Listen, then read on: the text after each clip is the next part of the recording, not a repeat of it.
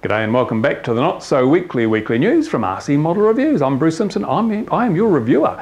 And what am I reviewing in the weeks to come? Well, you've probably seen I already did the EPP Eagle from Hobby King fixed wing review and with cheers from the audience. Oh, alas, no more mini-quads. Well, there are more mini-quads coming. I'll tell you about that in a second. But the fixed wing reviews, I'm trying to get as many of those done as I can. And as you can see behind me, there's another fixed wing in here for review. And it's this thing. Here's the box. Here's the box. Look at this.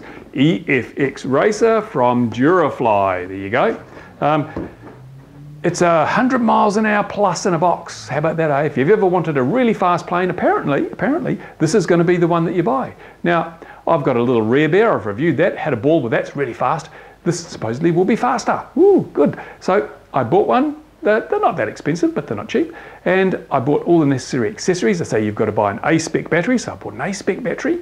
And it's here now. I've had a quick look at it, and there's things I like it's really, really stiff and it's rugged and it's actually quite heavy. And there's things I don't like the servos.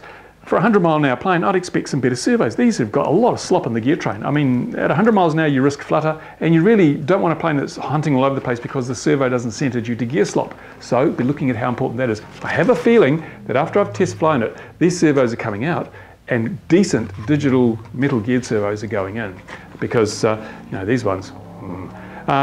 Apart from that, the rest of it seems pretty good. One thing I noticed that was really worth a laugh, really worth a giggle, here's the manual, okay? Good manual, that's great. It's written in English. It's not just Chinglish. It's actually, not translated from Chinese. It's actually a proper English manual written by people who speak English as a first language. Unfortunately, they don't know diddly squat about models. Okay, fair enough. Most of the stuff in here is factual, accurate, and will be very useful. But here's one thing, I couldn't let this go. I had to share this with you now. It has a troubleshooting page, okay? If you've got a problem, you go to this page. It tells you you look for your problem, it tells you the cause and how to fix it. Great, that's what you want in every manual.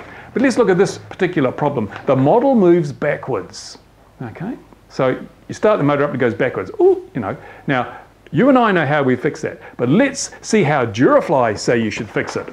Model moves backwards, and the cause of that is you've got your prop installed backwards. Did you know that? Prop is installed backwards. So the solution, that's pretty simple. Turn the prop around. Honestly, that's what they say, turn the prop around and then it'll blow the other way.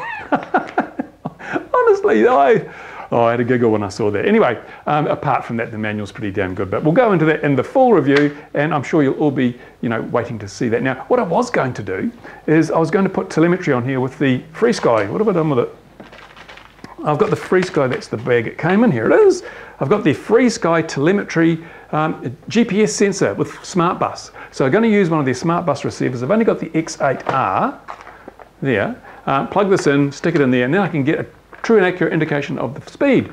Problem is there's not a lot of room in that little thing. It's actually really, really cramped, so I don't think I'll be able to squeeze all this in. May have to find some other way to measure the speed. But one thing I will be doing by popular demand is showing you how to properly install a 2.4 gig radio in a model aircraft. Because a lot of people are asking me, what's the best way to do it? How should I do it? So I'm going to go through, I'm going to show you how to install a receiver with antenna diversity, one that doesn't have and diversity, because a lot of receivers these days just have one antenna and they work as long as you install them properly. Things to do, things not to do, things to watch for, and how to check your installations working properly. All those things are very important from a perspective of safety. If you don't know how to put your gear in properly, then no matter how good your RC gear, you could have problems. And if you're flying a big, fast or dangerous model, that could mean you're posing a risk to other people. And as you know, I'm all pro safety. I'm all for adrenaline, but I'm also keen on safety. So that'll be a major safety video, and I'll be doing that very, very shortly. Now, what else? Mini quads, yes. Oh, now the other crowd's cheering. Oh, this side was cheering with the fixed wing, this side's cheering with the mini quads. Great. Got the mini quad review, the Mini Mamba coming up. I've got the MXP 230 Elite, which is the carbon fiber version, and I've really made that into a hot rod. I've really pimped that up. You'll be quite impressed with that, I'm pretty sure. And I've got the Blackout 330, which is a slightly larger one. And what I'm going to be doing, of course, is putting that GPS sensor and the X8R receivers on those quads. In fact, on all the quads, because I want to find out the fastest quad. What can I make go fastest? Because quad racing, speed is definitely a benefit. So I'm going to try and make the fastest mini quad I can from the frames, the motors, the ESCs, the props that I've got here, and I'm going to measure the speeds. And if you'd like to have a guess as to how fast the fastest one will go, then hey, put it in the comments on here. We'll see who gets closest. To let you know, the MXP 230, it's got 4 cells, it's got 5 by 4.5 props, it's got large motors, and it's a really light frame. So we'll see. At the moment, I'm picking that's going to be pretty quick. But what about the Blackout 330? That's a bigger frame. I've got even bigger motors, even bigger props, and even more power in that thing. Will it go faster? Because it's got more drag. We don't know. What about the Mini Mamba with its tilting motors? Will they give it a benefit, an advantage over the other quads? Hey, it's going to be pretty interesting, pretty exciting. I'm looking forward to doing that. Great fun. You know, sorry about the car noise. They're using the car for a racing track. But yeah, it's really going to be a lot of excitement. And of course, built into that, I've got the different motors. I'll be finishing the review on those, the shootout. I'm halfway through that at the moment. So we'll see how it all comes together. It's going to be fun. But with all the problems with bureaucracy and all the red tape associated with me flying at the moment to do my reviews, I've decided, hey, this is RC model reviews, isn't it? It's not just RC flying model reviews, so I thought, let's get two-dimensional. And I've never really been that interested in two-dimensional stuff, you know, cars and boats, because I wish these bloody cars would go away. Because, you know, they're not as much challenge as three-dimensional stuff like planes and helicopters and miniquads. So, but I went out and I bought this. It's a shrimp boat. I thought, I'll catch some shrimp, but no, it's not. It's called a shrimp boat because it looks like a shrimp, see? It's from Hobby King. It's a plug and float. So I just put a receiver and a battery in it and I'm good to go, apparently. And the reason that I got some boats, because I've got another one too, I've got a yacht. A yacht, which will be interesting because I'm a sort of a glider guy and I figure yachts are the closest marine equivalent to gliders you can get. So I got a yacht and I got that because I like speed and I like grace. There you go. So here in Tokarai, they've got a big puddle that used to get filled with weed and it smelt and it stunk and it was horrible. They spent $1 million doing it up, turning it into a flash lake, and they really haven't done a good job of it in my opinion, but 60% over budget. It was only supposed to cost about $400,000 and ended up costing $1 million. So they can't let us spend $40,000 on a model park, but they'll blow all this public money on making a big puddle on the far side of town. Anyway, might as well use it, so I'm going to use that to test out the boats and things. I'm sure somebody will complain that the boat is too fast or the yacht is probably going to wound passing birds with its pointy mast. I don't know, someone will bitch and grizzle, but we'll get over that. So that's what I plan to do, some marine stuff as well. Flying models will always be the primary modelling reviews on here, but I've got to spread it around, give other people something to watch. And if you've always thought, hey, I want to get into boats or yachts or something, then hey, I might have something of use to you, because I don't know diddly squat about these things. You'll be able to see from a learner's perspective how well these things work. That's what I'll do.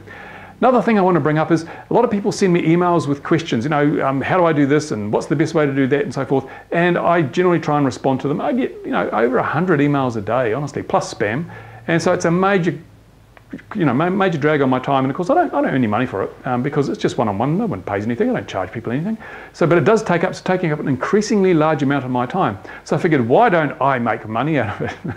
I'm not going to charge you. What I'm thinking is, if you've got questions, put them in the comments section on this video, and I'll go through the questions. I might make up an answer video where I'll go through and I'll provide the answers to the questions that people have asked, but in video form so everybody can benefit. Everyone can see the answers, and then there'll be the little ad at the beginning, and that'll hopefully put a few coins in the pocket.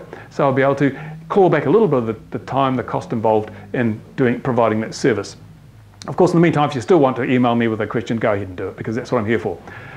But coming up to Christmas soon. Yes, what are we now? October. Geez, it's only a couple of months away, isn't it? A couple of months to Christmas. So I've really got to hurry and get out as many product reviews as I can, so that when Christmas rolls around, you can give and get the gift that is going to be best for you, and one that you can trust and rely on, and it's going to work. So to do that, I've got to buy a lot more product, because yeah, I buy a lot of this product. Sure, I've been sent a lot of miniquads and things, but I still in many cases have to buy ESCs, have to buy batteries, have to buy flight controllers, have to buy a lot of other stuff. So that all soaks up a huge amount of money to get these things in the air, and you should see my propeller bill, gee.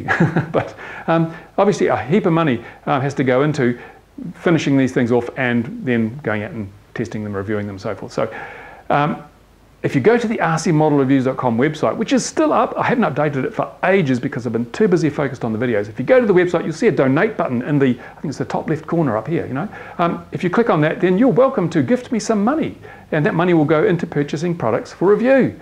So, with Christmas coming up, the coffers are nearly empty. I've got to say, this is the leanest it's been for quite some time, because with the lack of ability to do flight reviews, I mean, it's just hard to keep the momentum going.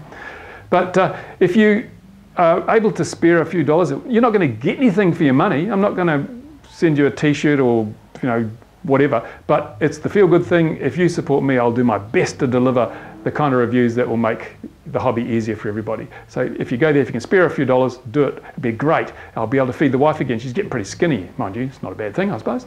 There you go. So in the meantime, I've got so much to do, so little time. I guess I better get back to the bench. Bye for now. See you soon.